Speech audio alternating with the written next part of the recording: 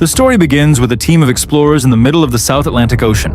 Aboard the ship was David, a weather officer responsible for monitoring weather conditions. They were heading toward an island situated in the middle of the sea. The government had sent David there to observe the island's changing weather patterns. He was scheduled to stay for a full year to collect meteorological data before returning. David had been provided with a year's supply of food and all necessary provisions.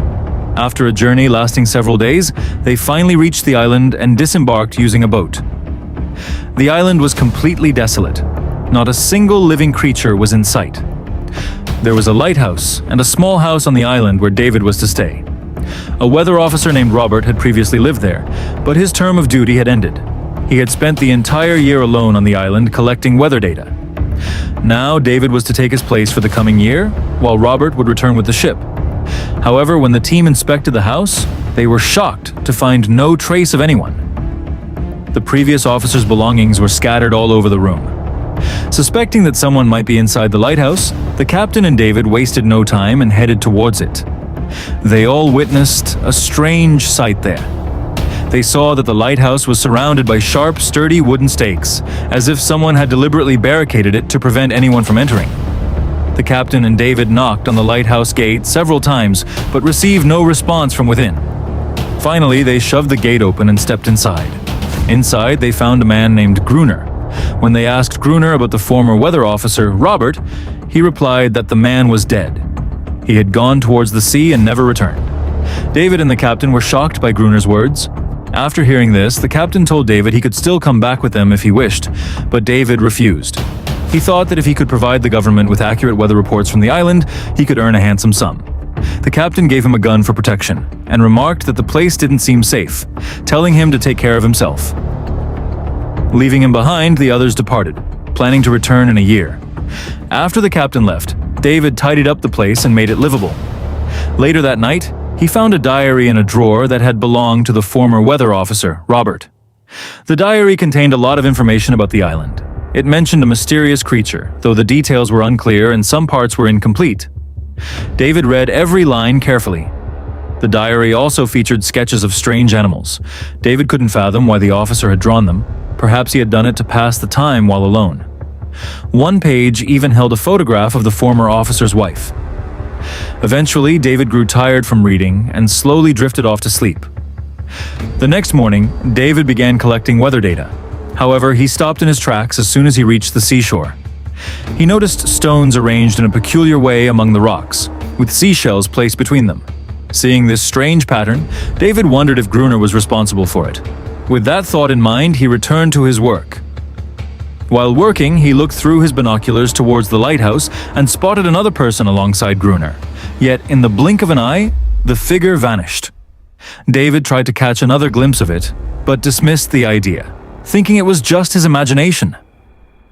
Later that night, while David was busy with his work, there was a knock at the door. He thought it might be Gruner and called out his name, but there was no response. As he walked toward the door holding a lamp, strange sounds, unlike anything human, echoed in his ears. Then he saw the hand of a bizarre creature trying to reach in from beneath the door. It was clearly not a human hand. Terrified, David immediately fled to the basement and hid. Moments later, the mysterious creature entered the house. It prowled around searching for David, while he watched it through a small crack in the basement wall. His movement caught the creature's attention. It lunged toward him, trying to grab him through the opening. David, acting in self-defense, grabbed a knife and stabbed the creature in the eye. It shrieked and fled. However, David knew it could return at any moment, and he became convinced that the diary's account of the creature was true. Paralyzed by fear, he couldn't sleep all night. The next morning, he found strange footprints in the sand outside, tracks that were definitely not human. They led straight to the sea and vanished.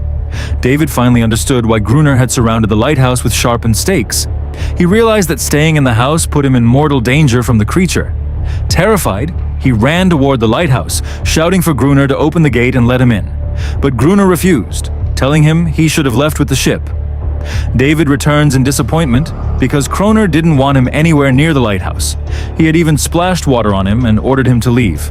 Now he had to take matters into his own hands. He boarded up every window of the house, created a perimeter of sharpened stakes, and piled old papers and books outside the gate. He then doused them with oil so that if the creature returned, he could scare it off with fire. However, there was something David did not yet know. Something he was about to discover that very night. Fortunately, he found an old box inside the house. It contained a gun and plenty of ammunition. Seeing this gave him a glimmer of hope for survival. As the sun began to set, fear mounted in David's heart. Soon, the darkness of night enveloped everything. David sat silently in a corner of the house, clutching the gun, his heart pounding. Suddenly, he heard a strange noise. When he peeked out the window toward the sea, he was struck with sheer terror. He saw not just one, but several of those bizarre creatures advancing toward him from the water. Before long, they gathered and began trying to break down the room's door. David immediately opened fire, and some of the creatures fell dead. He hoped the sound of gunfire would scare them off, but seeing their companions die only enraged them further. Resorting to a backup plan, David set fire to the papers and old books piled outside the door. Terrified by the flames, the creatures retreated into the sea. However, the fire soon spread to David's house. The door caught fire, and the blaze began to spread rapidly, as the entire structure was made of wood. David quickly wrapped himself in a sheet to protect himself, escaped the house, and hid behind a large rock near the lighthouse. He had also sustained a deep injury to his hand while shooting at the creatures. Suddenly, a heavy downpour began, and the fire slowly started to die out. Yet despite the rain lasting all night, David could not save his home. By morning, it had burned almost entirely to ash.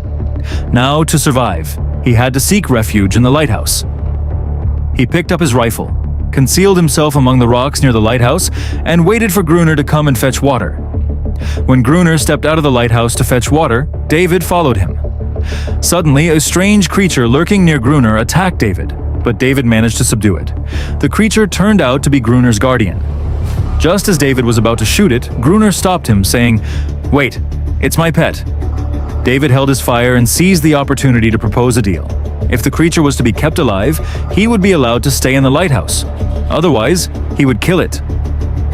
Gruner agreed, largely because David possessed a large supply of food and gunpowder. Before dusk, the two returned to the lighthouse with the remaining food and settled in for the night. The next morning, the creature was quietly licking David's hand.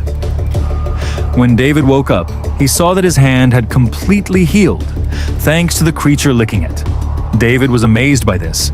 He wanted to learn more about the creature from Kroner and reveal it to the world, as it seemed nothing short of magic. David thought that if they exposed the secret of this creature, both he and Kroner could earn a fortune and achieve fame. But Kroner wanted none of that.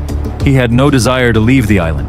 He had no one left in the outside world, making the island the perfect place for him, a realm where he could consider himself a king and answer to no one. That is why he had inscribed "Kroner is the king" here, in various parts of the island.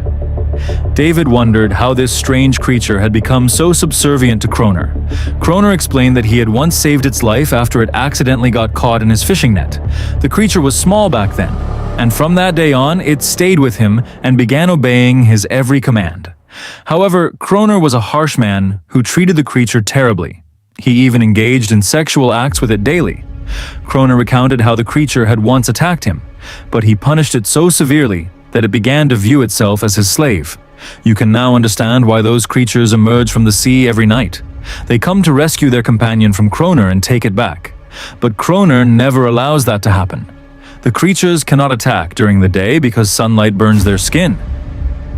David no longer wanted to stay there. He wanted to escape the island somehow.